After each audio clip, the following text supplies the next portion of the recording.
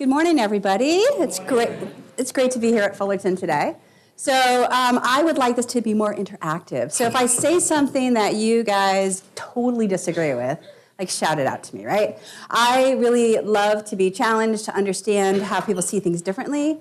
I was looking through the agenda today. The talk that was most intriguing to me was the one on designing for neurodiversity. I think that's a fascinating topic and one that gets highly undervalued and maybe underdiscussed. But I just think it's really interesting to see the sort of range of things you guys are going to be hearing about today. And so I'm really happy to be part of this day. So this is a test. Can you tell me what this is? It's downtown LA. Okay, that's a guess. Okay, I'm going to give you a hint. Do I have it? I am Jeanne, and I'm a gamer. Do we have any gamers in the room? Close. It would be more destructive if it were Fortnite. Simcity. Right. If later you want to talk about World of Warcraft, Assassin's Creed, Blizzard, I'm happy to talk to you. But this one is Simcity. Now, why do I start off talking about Simcity? Because if we had a future of a city that we could design together in any way, no boundaries, no barriers, no geometries needed, how could we design it, right? So I love that in this city, I'm able to take a roller coaster to work. I think that's an awesome design choice for me. Maybe not most days. I'd be totally awake by the time I got to the office. So the thing is that when we think about city planning and design at the City of Los Angeles, we want to understand the future people would like to have, not necessarily the gap analysis between here and there, but like unbounded, what is the future you dream of having? So we actually get inspiration from the way people use SimCity and other sort of interesting gaming tools to really look in a different way around the city. So, Hollywood is part of Los Angeles. So I'm sure some of you guys know this one. Blade Runner. So Blade Runner is a slightly dystopian view of the future of Los Angeles. One that I'm really hoping is not what we designed for. But again, Hollywood and imagination and sort of the way it inspires people to think differently about the future gives us a way of also understanding and having conversations with people around design choices. So what does Blade Runner tell us? There's no roller coasters here. So what does Blade Runner tell us about a possible future?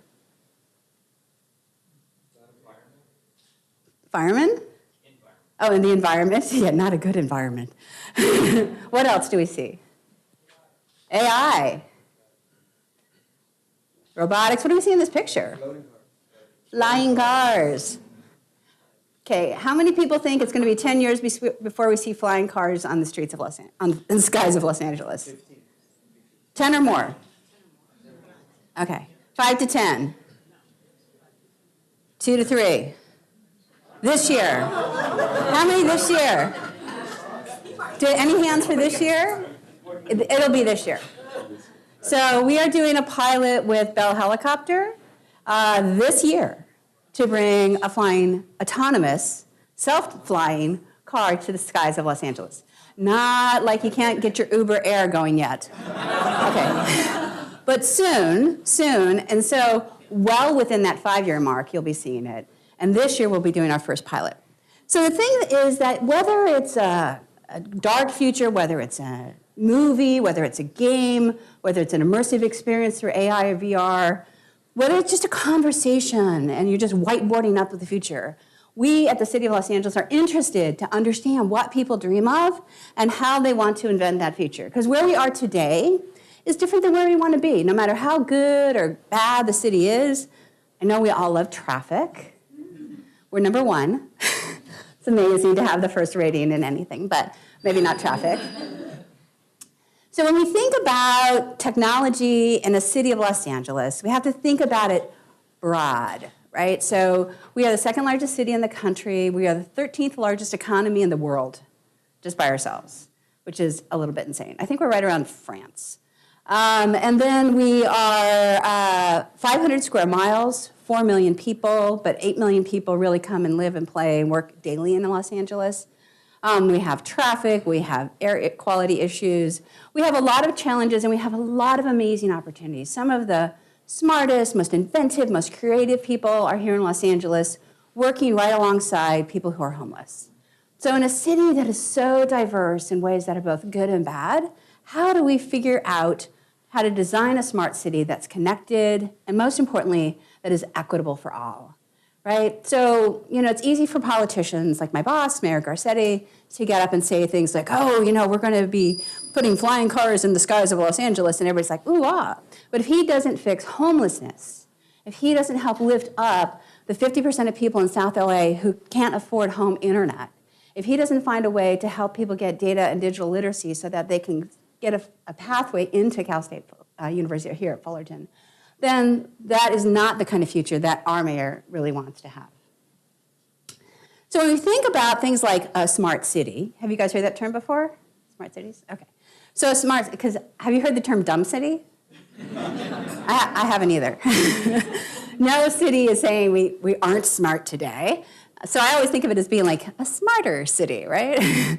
Go to school, get a little education, become a smarter city. So here in a smart city, we really look at how do we use data in a way that helps drive better decisions and a better understanding of the world around us. So there are lots and lots of sensors in and around Fullerton. You guys know this, right? You know that people are gathering your data all the time. You'll be sufficiently paranoid by the end of this conversation. So how many people can identify a sensor right now in this room? Point to it. Okay, there's a camera. And how many people have a cell phone? Oh, wow. There's a bunch of sensors. So those cell phones are taking measurements of all kinds of stuff. Some of us use health apps on our cell phones. Some of us are entering health data. Some of us, it's taking measurements of how many steps we walk, exactly where we are. I use Waze just like everybody else, and it creeps the heck out of me. Because they know exactly where I am, even when I turn the app off. Sometimes I get really freaked out and I just uninstall it. But you have to kind of figure out your measurement of usability versus paranoia. So the thing is, if you walk out on the city streets, you'll also see sensors. So I know you don't always think about it because you're kind of in your space and walking along or looking at your phone. But look up next time you're out in the city streets, and here on campus too, probably. And you'll see small things like on the top of streetlights, there's almost always a small sensor, and that just helps the streetlight kind of detect how dark it is. So rather than at a central control, the streetlights can turn on automatically. There are also cameras at traffic intersections, and sometimes that's to sort of look and see if there was an accident. Can we have the forensics around that? But also there's cities, not Los Angeles, there's cities that also are scanning license plates as they go through to look for people who have been in numerous violations. And then there are businesses that also put up security cameras. You guys have seen those. But they also have really interesting sensors inside the stores now. There's a company out in the valley called Buzzed Analytics. And what they do is they kind of detect all of the cell phones that come into a vicinity. And then they can pump out ads or detect different kinds of things or understand what are you doing electronically. I know it's really creepy, right? So the thing about being in a city government is we want to make sure you all are informed, right? So if there are sensors in place, we want to collect data about the environment. I just spent 3 days not sleeping working on a NASA proposal around air quality and big data. And so we think that there's some things that everybody would sort of be appropriately okay, let's detect air quality. But then we also get worried about people putting too many cameras in public rights of way because we also feel that you expect a certain amount of privacy even when you're on the public streets. And that we don't expect that you want to have your face detected everywhere and to essentially have a profile of where you were at all times. So as a city government, we very much fight for your rights in digital privacy and digital capability and understanding what data is collected about you, and then also expunging data that we have or anonymizing data to make sure that anything we collect about people isn't shared in a way that you guys haven't already approved. So we're using tons of technologies at the city. Have any of you taken classes or taught classes in any of these? Augmented reality, virtual reality, Internet of Things, machine learning, blockchain. Which one? Gamification. We have to talk. And what else? IoT, excellent. What's your favorite class that you've been taking? Like, what class is most intriguing to you so far? You don't have to say just because the professor's here. AI, right? AI is a fascinating landscape. And you know, the first groups who start to kind of crack that code will be learning 20 times, 100 times, 1,000 times faster because the AI will actually be using machine learning to get smarter faster. So the problem is it's not just like a race and eventually you can catch up. It's one of those where either people are going to learn to leapfrog each other or we're just going to see a few people just like take off in the future. Blockchain's interesting. I need a class in blockchain. So if anyone's teaching a class in blockchain online, let me know because I want to be a student. One of the areas I haven't worked as much was just starting with that with our Office of Finance. Well, I'm going to tell you about a couple of things we're doing in some of these areas. And I need to tell you first and foremost, the most important thing I can mention today is that we're hiring. So the City of Los Angeles employs, I'm talking to all of you. I'm talking to students, I'm talking to professors, I'm talking to staff. So the City of Los Angeles I'm talking to you. We employ 48,000 people who do all kinds of stuff. If you can think about anything you see when you walk out on a city street or in the environment, chances are we have a job around that. So if you want to work with animals, we have animal shelters, we have a zoo. It's an amazing zoo, actually. I love the LA Zoo. If you want to work in space, we have the Griffith Observatory and apparently, hopefully, a NASA proposal coming in on air quality. If you want to work in city planning, if you want to work in policies, if you want to work on homelessness or social issues or health, all kinds of things are happening in and around the City of Los Angeles. We are also in this weird, for lots of reasons, aging boom at the city, and so we are just seeing right now a massive number of retirees. So in the next 3 to 4 years, we will be hiring 18,000 people, maybe more. And so if you're looking for a job, come see me. So the other thing we do, and I'll talk more about this in a second, is we partner a lot with universities because Mayor Garcetti believes very strongly in data-driven policies. So it's great to have policies that feel right, but it's much better to have policies that actually get the outcomes that you want. So sometimes, we'll put a policy in place because it seems like the obvious right decision to make. I mean, it just seems so obvious to everybody. But if we don't have the data behind it, if we don't measure the outcomes and the impact of that policy, we may not understand all the things that happen around it.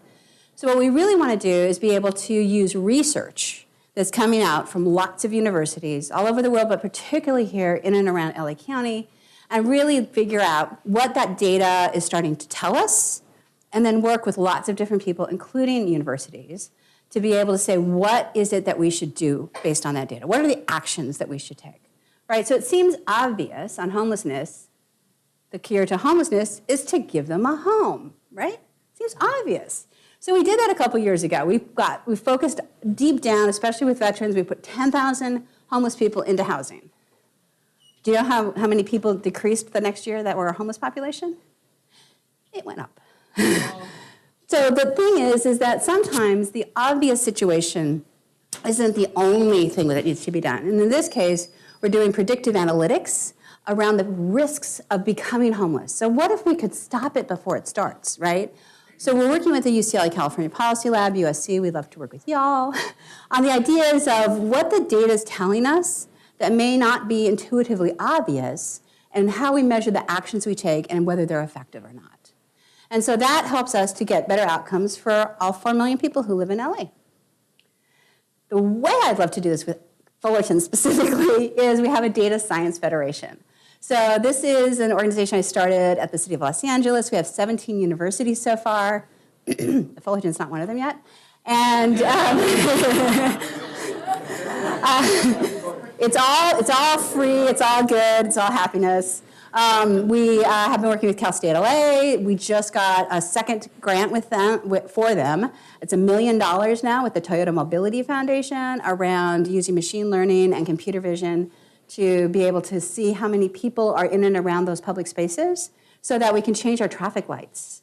So this means that if suddenly there's a bunch of people leaving Fullerton, right, because classes just got out, and you know have to wait on Nutwood, and it just like takes forever, and then there's like no cars going by. So the traffic lights would be able to detect when there's a lot of people in the streets to give you more time, or when there's no people in the streets to let the traffic flow.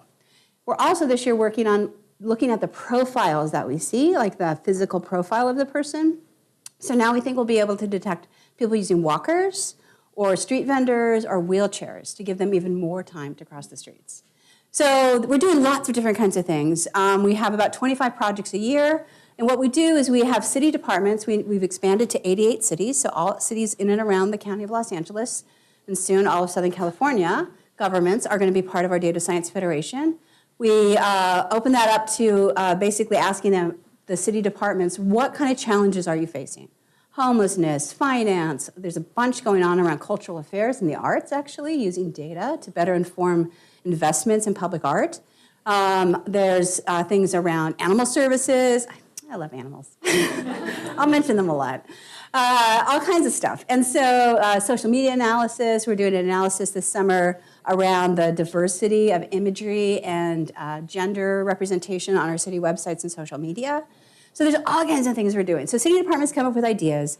Our universities then say, oh, these are interesting to us. We scope them into 10 or 17 week, depending on quarter or semester, 10 or 17 week projects, and we work with groups of students, often within a course. So if you're doing a Python course or a blockchain course, then we'll do something that can be accomplished within the learning objectives of that course. So it's a nice thing for all of you professors who are looking for assignments for your students to do and want real data. We would love to have you guys be part of that. Students actually get to present at City Hall, then they get to put this on their resume, and we have a very, very, very high 90% plus uptake of these projects actually becoming operational in the city. So we would love to get lots of new ideas and different ways of approaching some of these really tough problems that both new tech and new ideas and new minds can bring to the city. And then for like at a different space, there's lots of people who want to help out, who already have jobs, who are already working, who are already doing other things.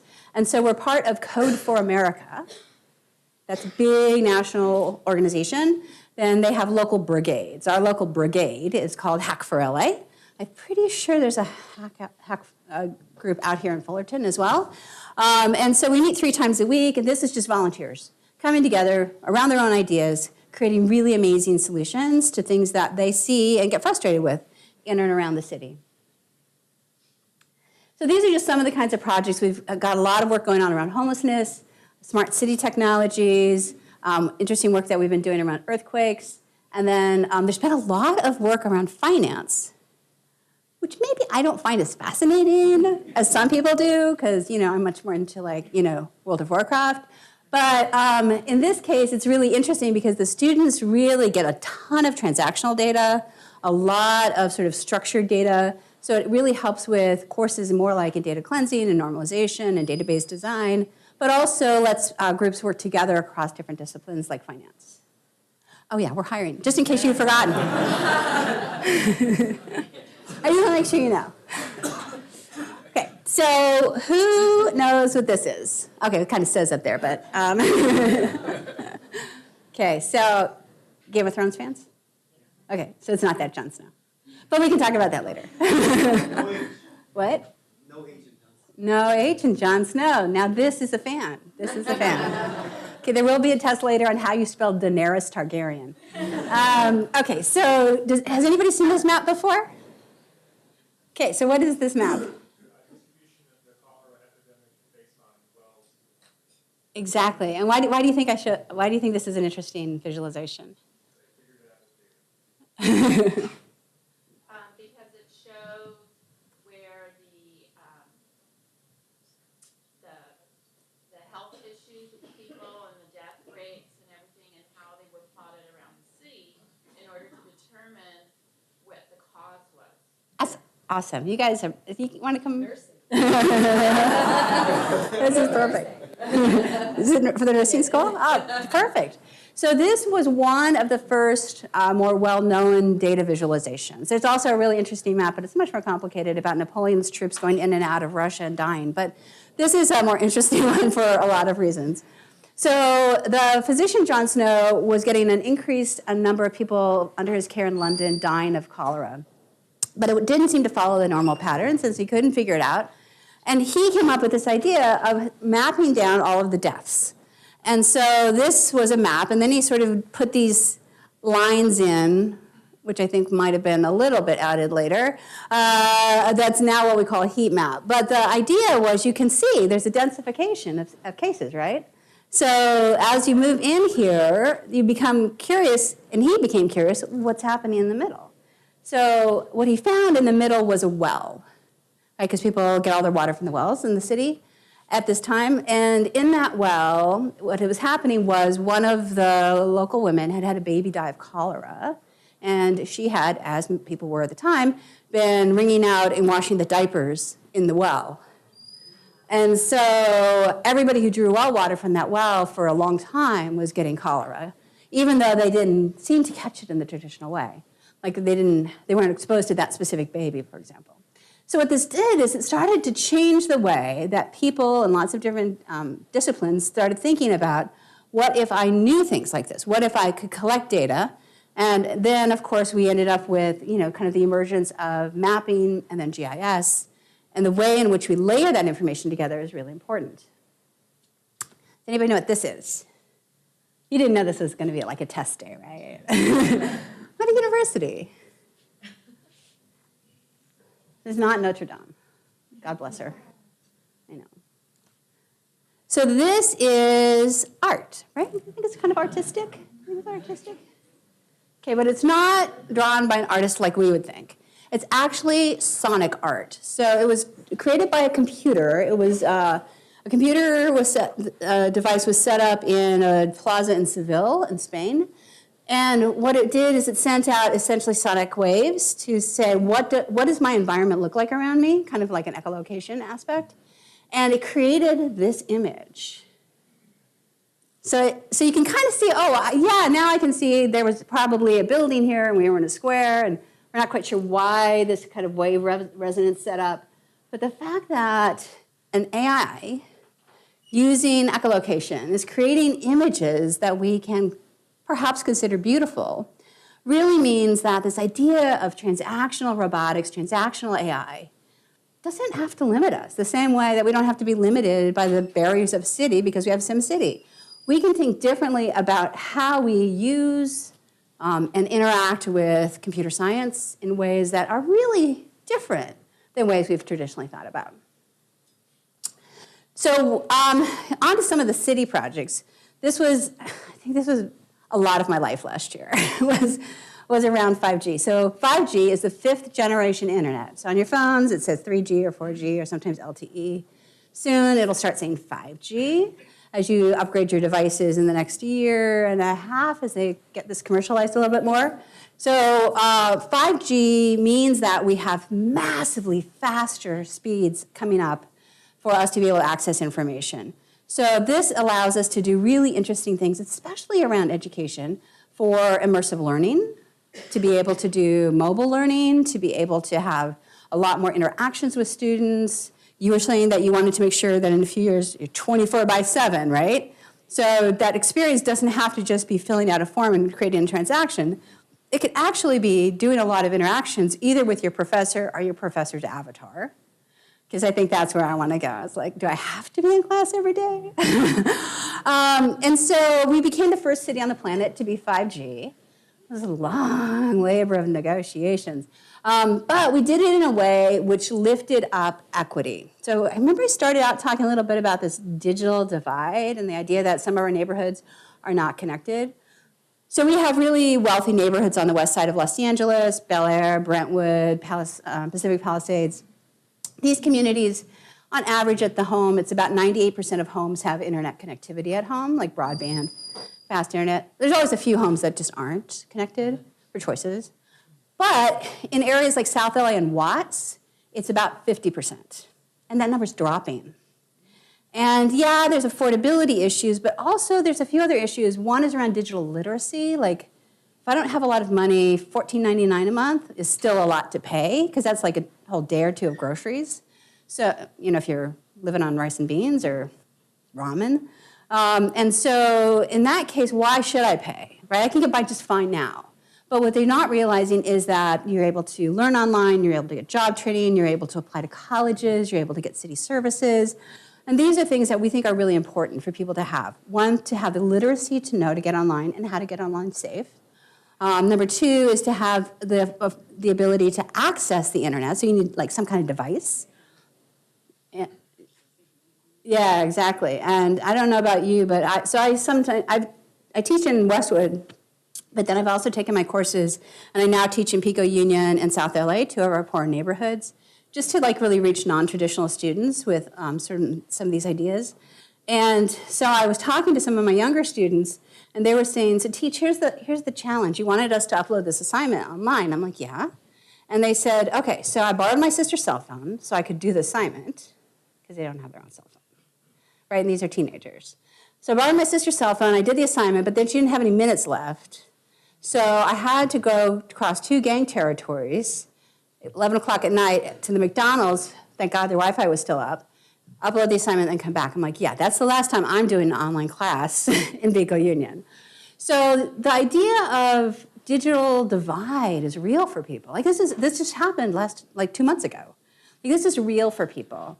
And so when we started working with the telecommunication companies to bring 5G to the city of Los Angeles, some cities who are trying to do this are like, this is great, we're gonna light up our downtown area, we're gonna hit this university, we're gonna make it all great. And I'm like, okay, first and foremost, I need you to give me, here's our broadband map of disconnectivity across Los Angeles. I need you to be part of the solution to solving this. We wanna lift everybody up. So please don't build out. And in fact, I won't let you build out because you have to permit through me. Don't build out in West LA before you build out in Pico Union and South LA and Watts. Like lift these places up first and fastest. And that's what most of the companies are doing. As long as I'm not telling them to build somewhere they're not gonna build anyway, like that's fine. But if you're gonna go in that neighborhood, go there first, lift everybody up. Earthquakes. Have you felt one? There's a lot of smiles around earthquakes. I don't normally get that reaction. So it's a roller coaster ride. It's my roller coaster ride to the office. How many of you know when the next earthquake's going to happen? Right. I do. Because I downloaded Shake Alert LA.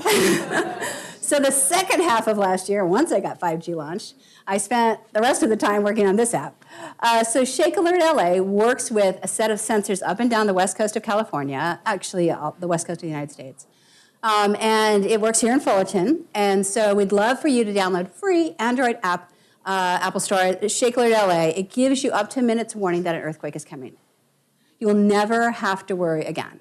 If you hear my phone goes off, just like stop, drop, cover, right? Okay, everyone in the tables. So what we did is there's these sensors in the ground, and the sensors start to detect when the ground shaking happens, right? Okay, you guys know the difference between the speed of sound and the speed of light. It's a pretty big difference. So the ground shaking happens kind of at the speed of sound, but we're able to send a signal, at light speed, of course, to our sensors and be able to say, earthquake's been detected, San Andreas Fault, it's going to hit Fullerton in 1.5 minutes with a severe shaking.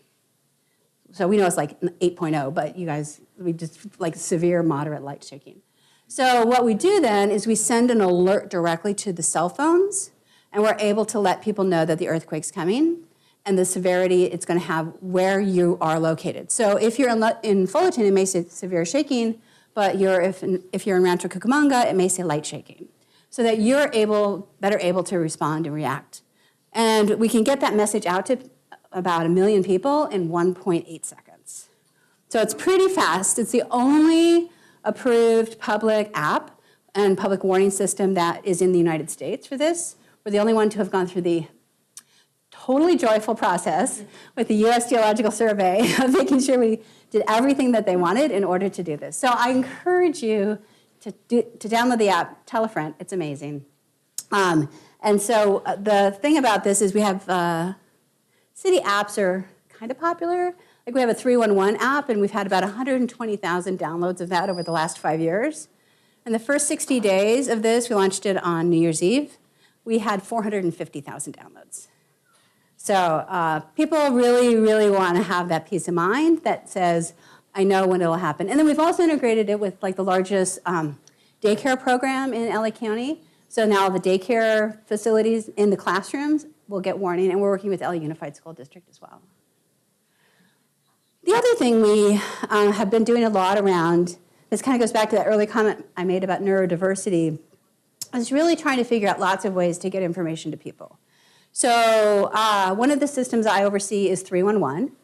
311 is like 911, so you call it, but you don't call it, but not an emergency. So any question you have, go ahead, try it. Well, maybe not right now, but like try it, call up, ask a question. And so what it does is like, I need to get in touch with somebody at the city. There's graffiti that's bugging me. It's at this address. There's a pothole. It's driving me crazy. I hit it every time I'm going into school. There's a dog that seems like it's running around the streets. Anything that's happening in and around that you want to get fixed, that's what 311's for. We get about 2.5 million calls a year, so we have lots of really engaged people. I'm saying that rather than a lot of potholes. Although the rains were like crazy. The rains just rip the streets up. We normally have about, I think like 1,500 potholes we fill every month. We had 7,000 potholes a month for a while, so it was kind of crazy. But we realize not everybody is extroverted and wants to talk on the phone. Or it's after hours and you're just tired and you don't want to engage. So we actually have Chip, the chatbot. So Chip is available on some of our mobile apps, on our websites, and we're using essentially personal assistants to be able to answer questions. We're also the first city to have built into Alexa, so you can ask Alexa, how do I pay my parking ticket? And not that you've ever gotten a parking ticket, but if you did and you wanted to know how to do it, Alexa could help you out. Or the more interesting thing is, tell me what's happening around my neighborhood this weekend in Los Angeles. And then they'll tell you all the cool cultural events that are happening too. The idea is just to kind of reach out to those new emergent technologies in ways that really decrease that barrier, right? So again, my senior citizens, I don't want them to have to figure all this stuff out with apps and things. If they're really comfortable talking to Alexa, then let them talk to Alexa, and we'll be able to help them out that way as well. 311, again, I think I just mentioned this. We're talking about all the different kinds of city services. It's a very popular mobile app. We get very engaged groups in some neighborhoods. And we've been doing 311 flash mobs. You guys remember flash mobs? Okay. I know, they're a little passé, but I think it's still fun. So 311 flash mobs is when generally like a neighborhood council or a community group gets together, and then we say, they're like, well, we're really upset because something happened in our community or it's gotten really dirty. I'm like, great, let's do a flash mob. And we get like 10, 20 people together on a Saturday morning. Everybody downloads the app. And then we just like walk the streets together. There's trash, there's graffiti, there's a pothole, there's a wild dog, there's a wild rabbit, there's a wild aardvark. And then we're like, I sometimes get it synced up so that like the sanitation services is coming right behind, so like a trash truck follows them down the street. It's pretty funny. And so 301 can be used in lots of different ways in order to try to get those things that are frustrating to you done. But we're here to help, and we'd love to help. So rather than get upset because there's graffiti and it bothers you or it's offensive in some way, then let us know. If that graffiti, however, is a piece of cultural art, we won't paint it over. I don't know if you guys heard what Caltrans did recently.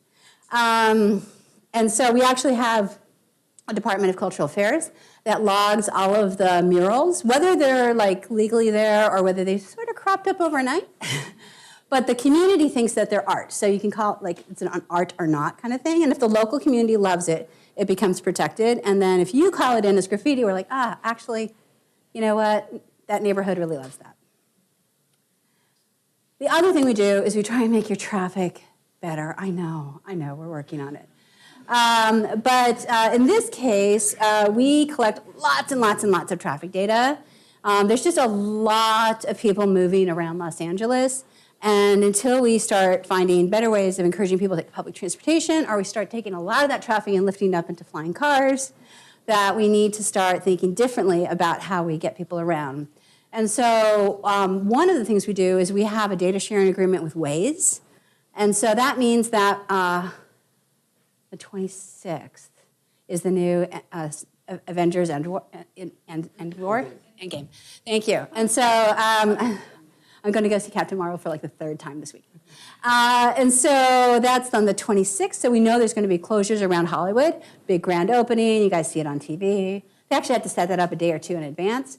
So we give all of that information about festivals and street closures, all sorts of dangerous issues and intersections to Waze. And what Waze does is that they put it into their system. And so they just, if you're trying to get into Hollywood, you don't even realize that there's a closure. You're just routed automatically around it, which helps the traffic flow a lot and decreases frustration. The other thing we do is we label high injury incident intersections. So lots of times, you guys have this feeling too, I'm sure, like the reason people sometimes get into accidents is when someone's making a left-hand turn, or like, there's a certain intersection, the sun glares at a certain time of day. So there's like patterns in some of our intersections. And so we encourage, but don't require, that Waze should flag those in a way. So if you ever have to do a right and a right and a right with Waze, I'm sorry. What we're doing is we're taking you around one of those intersections so that you are less likely to get into an accident. So we're really just trying to like lift away the traffic so that we don't have as much congestion or as much incidents around areas where we know that there's problems, while we try to resolve the problems. But sometimes it's just, like I said, the angle of the sun or the fact that people get very distracted as they're coming into college right here on Nutwood. Not that I almost hit anybody or somebody hit me. But, if that were to happen, you'd want to make sure it was safe. So this leads us to one of the most interesting things that's happening this year is autonomous vehicles. So who's in? Who's going to buy an autonomous vehicle? Seriously? Why not? Dangerous? What else? Too expensive. I totally get that. I totally get that. What? Hacking. Okay, fair. Okay, well, I'm going to be in early on this because I hate wasting time driving. Like, after so many times of listening to NPR and the news, you're just kind of like, and I try not to do a lot of telephone calls in the car just because it kind of does get a little distracting sometimes. So autonomous vehicles are really going to completely transform the way we get around, and not necessarily for the reasons you think. Because it's not like it's going to make less cars on the street, not necessarily. Because what's going to happen is that people are like, oh, I don't have to drive, and so more people are going to want to live further, are going to feel comfortable living further away. Because if I don't have to have wasted time for my 30-minute commute, what if I could be in the back gaming? I may not have mentioned. What if I could be catching up on sleep? What if I could be reading? What if I could be having that conversation? What if I could catch up on email? Like suddenly that commute isn't so important to me. Like the time of that commute is not so important. So we actually are not necessarily going to see a decrease in the number of cars or even miles ridden, as opposed to miles driven, miles ridden. But what's interesting is that we expect to see 95% less accidents. Because I know you all say it's dangerous, and I hear you, but we know that autonomous vehicles are 95% more safe than human-driven cars. And a huge issue of that is just distracted driving. We're texting, we're driving, we're talking on the phone, we're just not paying attention for like completely, unintentional reasons. People get into accidents. They just make a mistake. But autonomous vehicles and the AI behind them don't make mistakes at the same rate. So we're going to see transformations in the insurance industry, and we're going to see a lot more people being safe. More than 140,000 people die every year in the United States because of car accidents. And a lot more get injured and seriously injured. So the idea of going to autonomous vehicles is going to be transformative. And then, of course, this year, I'm so excited. So this is interesting for a couple of different ways. This will definitely change the idea of where you live and where you work and how that relationship is and how far you can live. I think we'll see a lot more people living up the central coast of California. They can get to work and still get to work in 20 minutes. And then the other thing too is we're going to see issues around sort of economic divide, right? So both autonomous vehicles you mentioned are expensive. This will also be, Uber's trying to put, so Uber Air is one of the startup companies. And so they're trying to sort of price it at about the same thing as if you were taking an Uber in like heavy traffic. They're trying to get like downtown LA to LAX for $60 on one of these. Yeah, I haven't seen that yet, but I'll let you know. But the thing is that it will completely transform the amount of traffic on the streets. And as we start to think about these not only passenger vehicles, but cargo vehicles, I can't tell you the number of slow trucks, and I'm not complaining about truck drivers because they bring the goods to all of us, but the number of slow trucks, because they have to drive safely, on the streets coming out here to Fullerton today. And so when we can start to lift that up, and we can take that whole corridor that comes out of Long Beach and LA Port, and sort of like move that up into the air, when all these deliveries are coming to your homes with Amazon Prime, guilty as anybody, then, if we're having small drones delivering those, again, it'll be a very different experience. But then we also have other issues, right? Because it's kind of like that Blade Runner image. How many things do we want buzzing around our space? And the idea of looking up at a clear blue sky don't really exist in the future if this is the way we're headed. So it's interesting to be kind of at this point in this moment in technology. And then the other thing we're doing is that issue around security and privacy. So we have an LA Cyber Lab that we recently launched. Well, it's a little over a year now.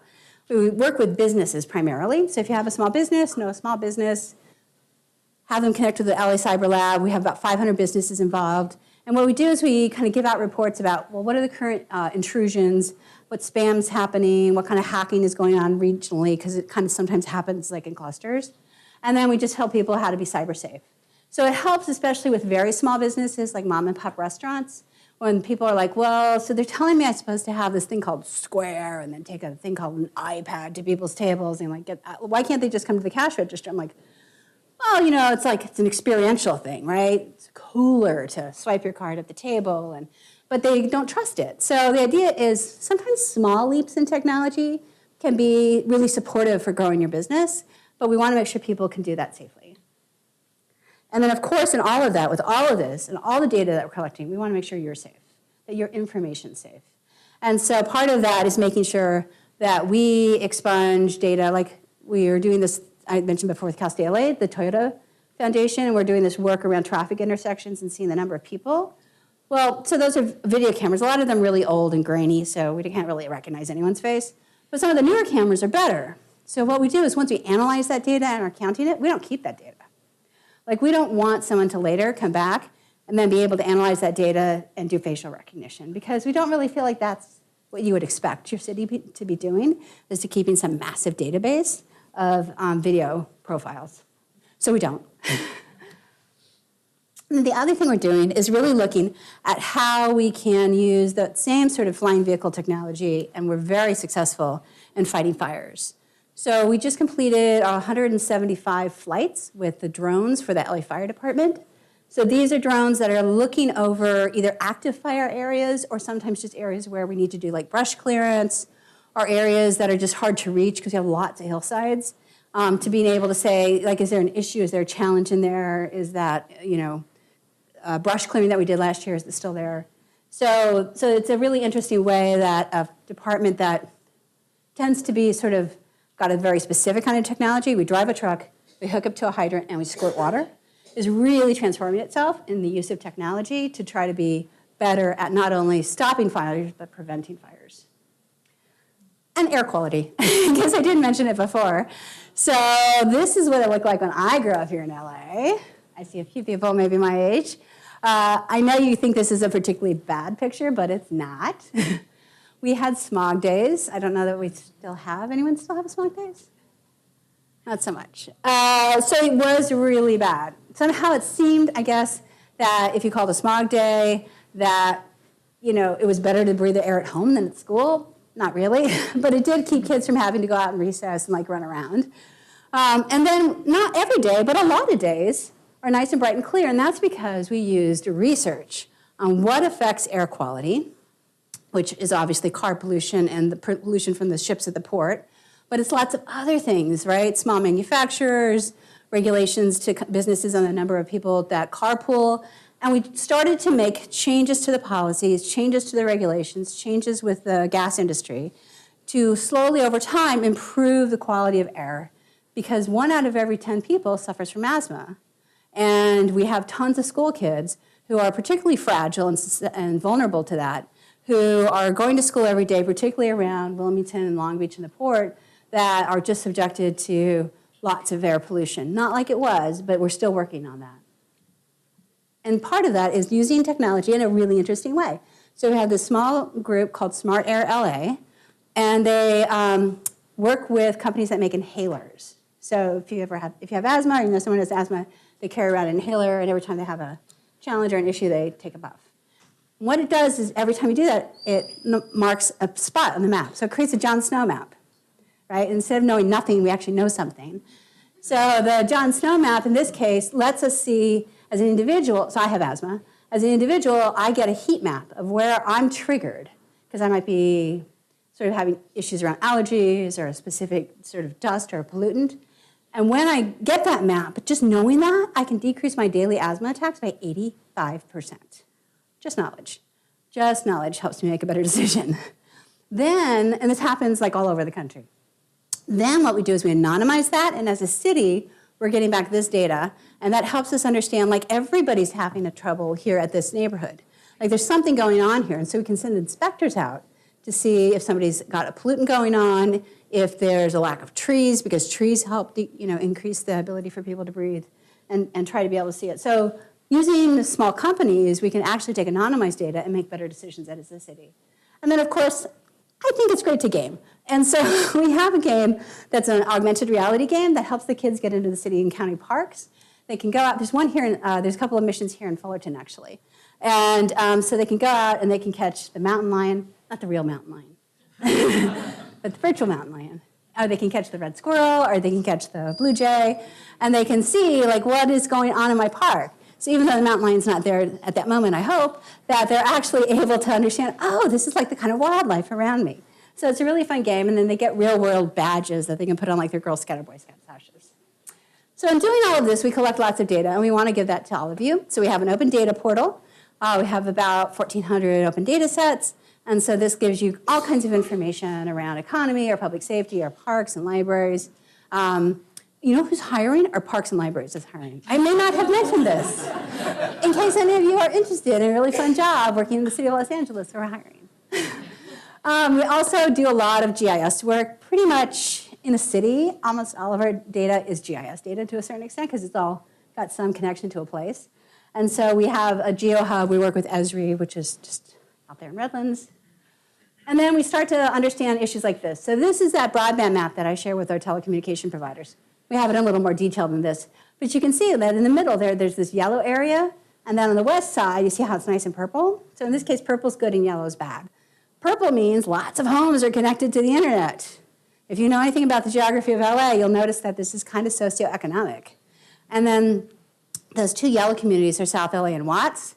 And that's the areas where people are disconnected for lots and lots of reasons. And so we're slowly trying to chip away at them with programs like at our library, we have a program called Tech2Go, where you can check out a laptop or a hotspot and take it home for a month, be able to do something that you need to get done, like apply to college. We have the LA College Promise program, which is every graduating senior in LA Unified School District gets 2 free years of community college. Yes! And then they have amazing transfer rates into places like the CSUs. And then we do an R-Cycle LA program that I oversee, and we give away thousands and thousands of computers. So these are either refurbished computers or donated computers, and we give those away with hotspots for your free internet hotspots to young people, seniors, people in low-income housing, people coming out of homelessness, to help them kind of like get connected and on the right track. And then we do programs like Find Your Future, which is helping disconnected youth who are not working or in school, and really helps them find a soft landing at a company for maybe their first job. And then we're working really closely. Our Mayor Garcetti leads a consortium of more than 400 climate mayors who are upholding the Paris Climate Accords, no matter what our national government says. It's heartbreaking to me because I worked on the climate initiatives for President Obama, and so I am just very grateful to be working for a mayor with the foresight to be able to make sure that climate action is really understood and acted upon because it is getting too late. And as part of that, we are part of the United Nations Sustainable Development Goals. These are 17 goals that countries from around the world step up to improve the quality of life, to decrease poverty, to decrease hunger, to increase equity, to increase education, particularly for girls in developing nations, And these are ones that, as one of the few cities that actually is sort of as big as a country in some ways, we have also stepped up to. So we have a very active group working to make sure that we improve the quality of life for all Angelenos. And these are all data-driven initiatives behind this to make sure we actually can measure the outcomes. Because a really exciting thing coming up, not virtual gaming, but real gaming, is the third time that we're going to be doing the Olympics. So 2028, it's going to be awesome. We already have 16,000 volunteers signed up. There's a lot of volunteers. I help to manage the volunteer LA system. So if you're interested in volunteering or just being part of it, let me know. We have a great group around the Olympics as we start to really build that future, not just the future from today to tomorrow, but that future towards the future we all can imagine that we want to be together. Because each of you has the ability to be an amazing superhero in unleashing tech in and around the county of Los Angeles, the city of Fullerton, and if you're looking for a job, I just want to mention, we're hiring.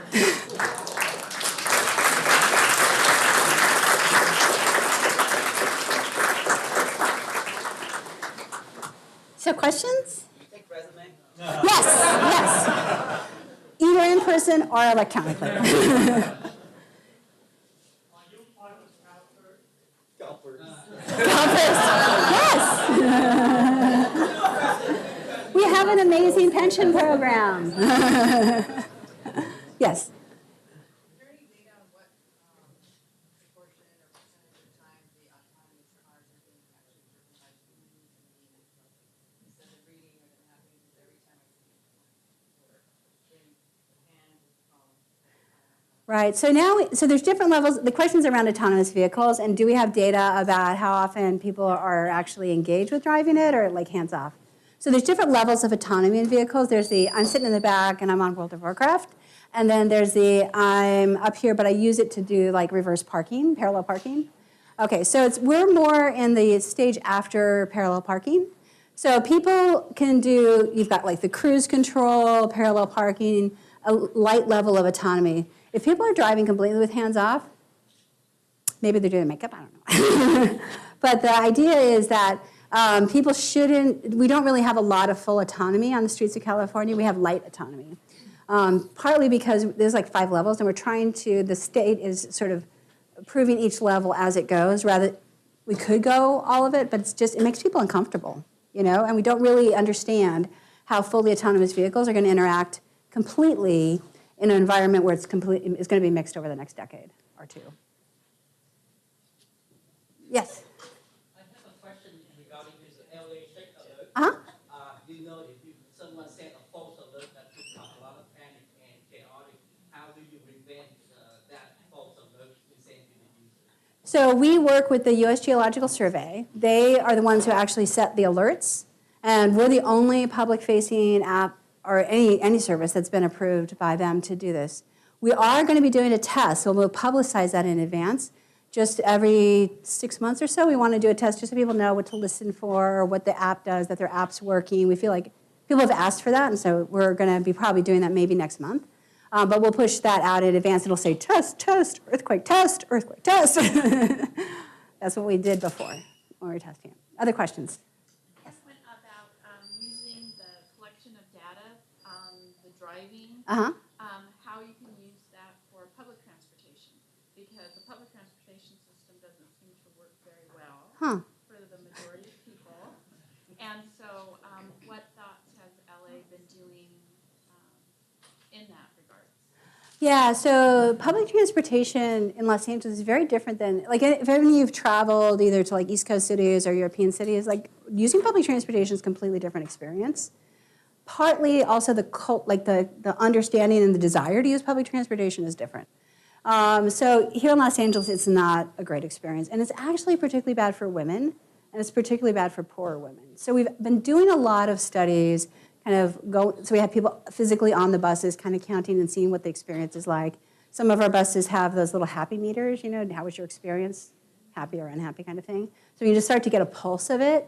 We do have public transportation apps that have like connections into 911. So if you're on a bus and you're having a challenge, you know, you can get help sooner. And we've been doing a lot of training with our bus drivers around how to work with like homeless people. So giving them sensitivity training for working with different kinds of folks that they interact with, which makes not only the person that's homeless having a better situation, but everybody else is also having a better situation, because sometimes people, get upset about others. So we're trying to collect data about all of that kind of experiential aspect of public transportation. And then what we're doing is we're using data to just give people better information about how long the wait is. Because if you only have to wait 2 minutes for a bus, okay, like I take the bus quite often. But if I'm gonna have to wait 20 minutes, or I don't know how long I'm gonna wait, okay, I'm sorry, I'm gonna get an Uber too, because I have a place to be at a certain time. And so we have displays on a lot of our bus stops now that say, bus number so-and-so, 3 minutes. And so it just like gives people like and you can do it through the app too, but we know a lot of people aren't necessarily always looking at the app. And so we want to be able to get that to folks. So that's some of the ways. And a lot of our data around public transportation is on our open data portal, so free to everybody. Yes? You spoke a little bit about your cyber LA with small business companies. Do they plug into the system, or how do you monitor their day-to-day activity with, in terms of their relation with their customers? Yeah, so what we do is we block about, every month we block about 200 million intrusion attempts just into the city of Los Angeles. Like, it's insane how many people try to. At NASA, well, so I used to work at NASA for 30 years. And we had a lot of people try to hack the systems. I got that. But like the city of Los Angeles? Anyway, there's a lot. So what we do is from that data, we get patterns emerge. And then we're also connected with like the FBI and others that are watching these patterns emerge regionally.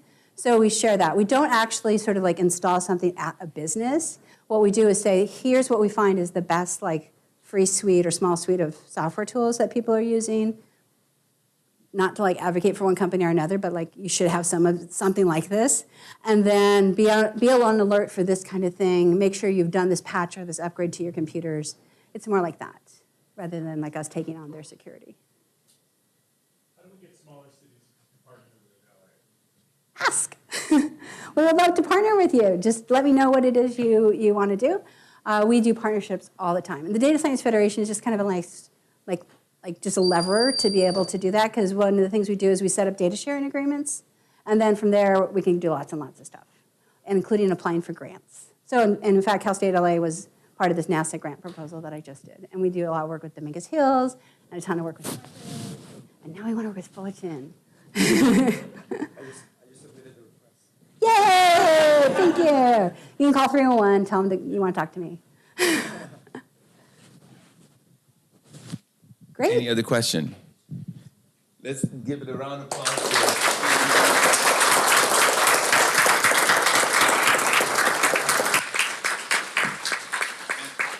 Just to let you know, our population of students is we have over 40,000 students on campus, and we're larger than the city of Peoria. So we are a city here, so we love to partner with you. Absolutely, absolutely. So thank you very much. We have a pack for you. We would like to present you. Take it out. Yes, please take it out. So you don't have hiring. Thank you very much. For you.